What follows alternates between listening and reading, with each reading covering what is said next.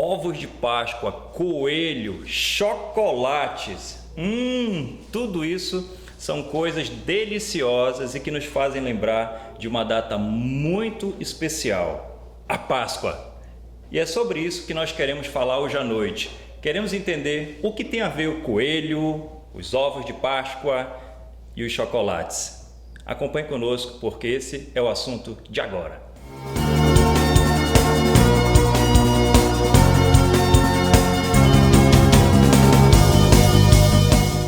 Primeiramente, para nós entendermos, a palavra Páscoa vem da palavra hebraica Pessah, que significa a passagem, ou, no contexto bíblico, a passagem do anjo destruidor por cima do Egito. Mais especificamente, naquele momento em que Deus libera aquele anjo, ele aprova aquele anjo para vir assolar sobre a terra do Egito, principalmente sobre Faraó. E aquele anjo viria com o propósito de matar os primogênitos do reinado de Faraó. Então, Deus ali nos mostra várias orientações sobre essa passagem, sobre esse Pessah que nós queremos falar nesse momento, que é a Páscoa. E essa Páscoa tem alguns significados importantes para o mundo cristão. Ela significa essa passagem do anjo destruidor por aqueles que Deus havia reprovado por conta da assolação, por conta da escravidão em cima do seu povo, do povo hebreu.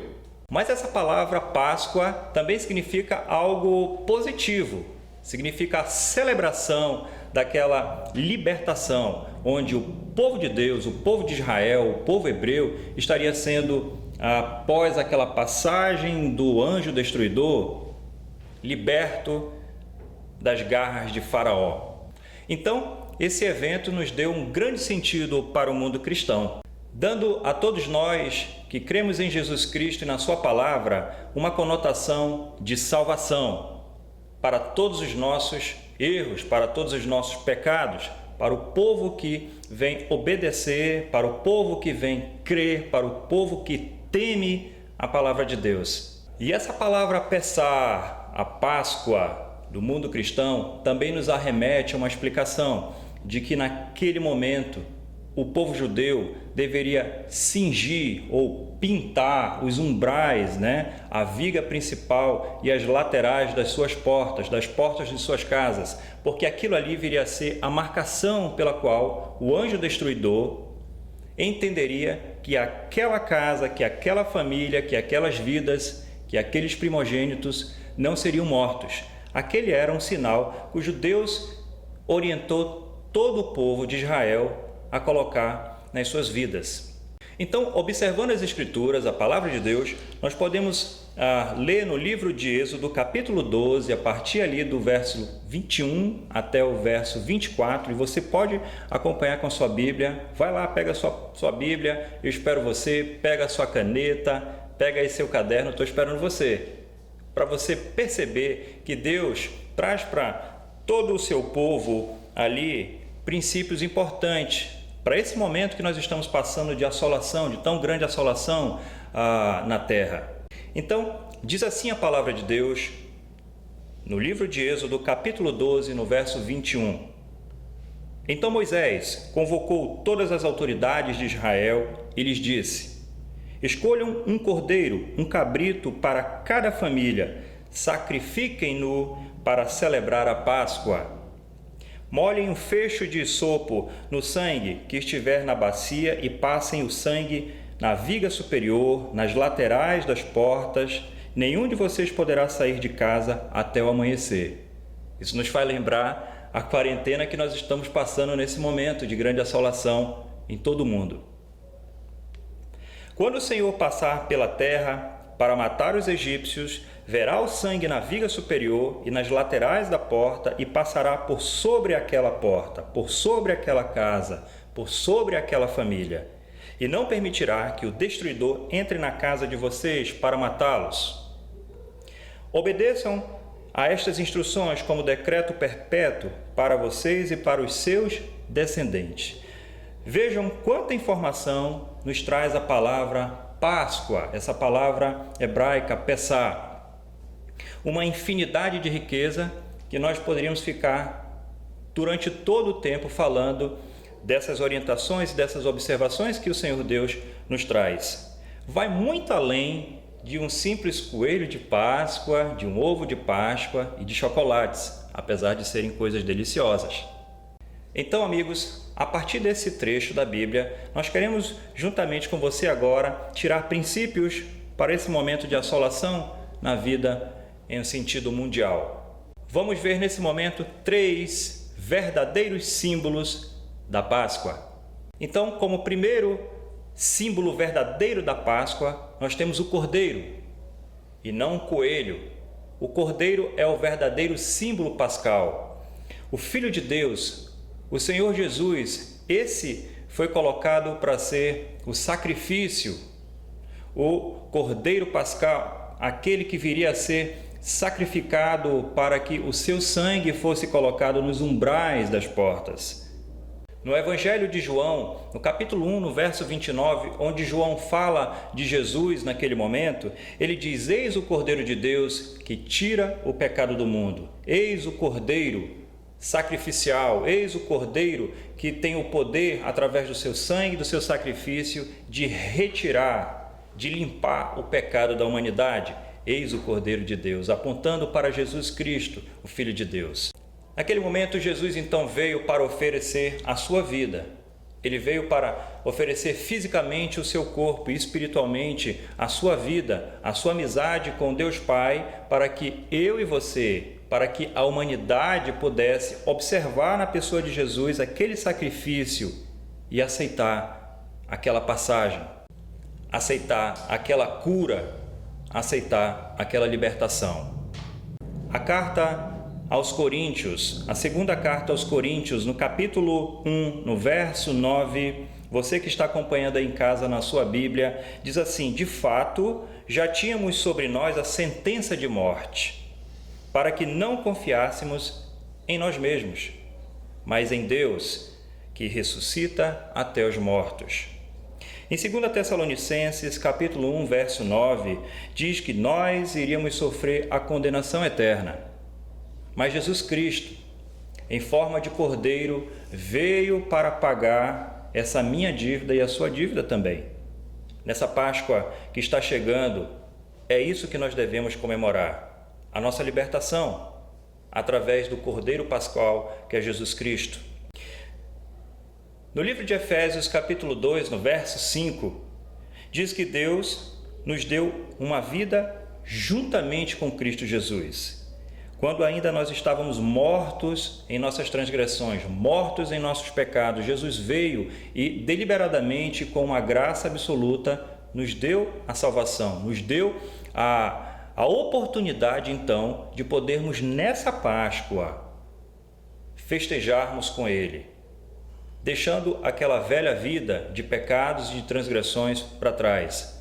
Como nós sempre costumamos dizer, deixando aquela vida de morte, a vida passada, e possamos, assim como o povo hebreu lá no Egito, festejar a sua libertação. Esse é o verdadeiro sentido, esse é o verdadeiro objetivo, esse é o verdadeiro símbolo da Páscoa. Jesus Cristo, o Filho de Deus, o Cordeiro que foi dado como sacrifício vivo para que eu e você pudéssemos então festejar a nossa liberdade. E é exatamente sobre isso que nós vamos falar agora no nosso segundo símbolo verdadeiro da Páscoa. Então veja, esse segundo símbolo verdadeiro da Páscoa cristã está no sangue do Cordeiro. Somente o sangue do Cordeiro teria total poder para nos libertar do poder da morte, do poder do pecado. Esse sangue foi derramado por Jesus naquela cruz, naquele madeiro, como forma de pagamento pela minha dívida e pela sua dívida. E é sobre isso que nós também queremos festejar a nossa Páscoa. Não com ovos, não com coelhos e nem com chocolates, mas com o verdadeiro símbolo que é Jesus Cristo, o Cordeiro, e seu sangue precioso que verteu naquela cruz como forma de pagamento pela minha e a sua dívida. E o verso do texto base do nosso devocional de hoje diz assim: quando o Senhor passar pela terra para matar os egípcios, Verá o sangue na viga superior e nas laterais da porta, e passará sobre aquela porta, e não permitirá que o destruidor entre pelaquela casa. Essa casa, essa porta, sem dúvida nenhuma, levando na linguagem literal, é o nosso coração, é a nossa mente, a nossa vida. Uma vez que Jesus Cristo morreu e nós podemos aceitar esse sangue precioso em nossa vida, nós podemos dizer com muita firmeza, com muita convicção, de que nós estamos protegidos do anjo da morte. Aquele anjo que virá para nos julgar no final dos tempos e para acusar todo aquele que não quis festejar a verdadeira Páscoa com os verdadeiros símbolos, que é o Cordeiro, que é o sangue. Nosso último símbolo pascual, nosso verdadeiro símbolo da Páscoa é a palavra de Deus. É essa palavra que nos guarda e nos mantém firmes até o dia da sua volta, até o dia daquele julgamento que Jesus virá por sobre as nuvens para passar a nossa vida para uma vida diferente, uma vida com Ele, uma vida eterna, onde Jesus está preparando nesse momento uma linda morada para mim e para você. O verso diz então: obedeçam estas instruções como decreto perpétuo para vocês e para os seus descendentes. Pessoal, nós sabemos, nós temos esse entendimento de que sermos regidos por leis, por regras, é a melhor coisa que existe. Não há como a humanidade viver sem um regimento, sem orientações, sem regras, sem leis. Basta você pegar como exemplo um jogo de futebol e colocar 22 atletas para jogar ali naquele campo, sem nenhuma regra, sem uma pessoa que possa arbitrar. Menos de 5 minutos aquilo ali certamente vai virar um caos. Da mesma forma, não diferentemente, é a nossa vida, é a humanidade. Nós podemos observar como as coisas estão difíceis nesse momento. Vem um governante e nos fala sobre leis, e vem outro governante e nos fala sobre regras, e daqui a pouco toda a nação não sabe quem seguir. A palavra de Deus, sem dúvida, é a melhor opção. A palavra de Deus é a única opção que nós temos para viver uma vida justa, uma vida digna, uma vida segura, porque ela nos protege. Veja só, no livro de 2 Timóteo, capítulo 3, no verso 16 até 17, diz que toda a Escritura é inspirada por Deus e é útil para o ensino, para a repreensão, para a correção e para a instrução na justiça, para que o homem de Deus seja apto plenamente, preparado para toda a boa obra. A lei corrige, a lei nos torna cidadãos mais instruídos e mais sensatos. No livro de Salmos, capítulo 119, ali no verso 105, diz: a tua palavra é lâmpada que ilumina os meus pés e luz que clareia o meu caminho. A lei me guia, a lei clareia os meus passos, a lei me dá um direcionamento certo. E no livro de Salmos ainda, no capítulo 119, mas no verso 11, a palavra de Deus fala: guardei no coração a tua palavra para não pecar contra ti. A lei protege, ela me guarda do mal e me guarda do pecado que ainda assola este mundo. Ela guarda a vida de quem a coloca no seu coração. A humanidade precisa de leis, ela precisa de regras, precisa de orientação, e é a orientação de Deus que vai vir para nos dar seguridade até o dia da vinda daquele Cordeiro que pagou com a sua vida, nos banhou com seu sangue para que pudéssemos então ter essa convicção de uma vida eterna com Ele. Então nós temos aí 3 verdadeiros símbolos da Páscoa para comemorarmos nessa Páscoa agora de 2020 que virá. Eu desejo a todos vocês que estão nesse momento assistindo a esse devocional, ouvindo esse devocional, que possam orar com as suas famílias, possam reunir com as suas famílias, agradecer a bênção de Deus, que é a vida eterna, que é o sacrifício desse Cordeiro, que foi esse sangue derramado por mim e por você. você possa ter essa Páscoa, a bênção rica de Deus sobre a sua vida. E nesse momento, eu gostaria de encerrar o nosso devocional aí orando com você. Feche seus olhos, baixe sua cabeça e ore comigo. Querido Deus, nós queremos te agradecer por tão grande presente que é essa Páscoa que iremos comemorar ainda, Senhor, no meio de tanta assolação, Deus, de tanto prejuízo, de tanta quebra na economia, Deus, de tantas famílias que estão em desunião. Deus, nós te pedimos que lance uma bênção por sobre a terra, Deus. Nos salve, Senhor Deus, que passe por bem distante esse anjo destruidor, Senhor, que tem assolado milhares e milhares. Que a tua Páscoa, Senhor Deus, seja celebrada por nós com esse objetivo de termos o entendimento de que nós fomos libertos da escravidão que antes dominava por sobre nós. Nós te agradecemos, Senhor, em nome de Jesus. Amém. Que a paz do Senhor esteja com você. Um grande abraço e até mais.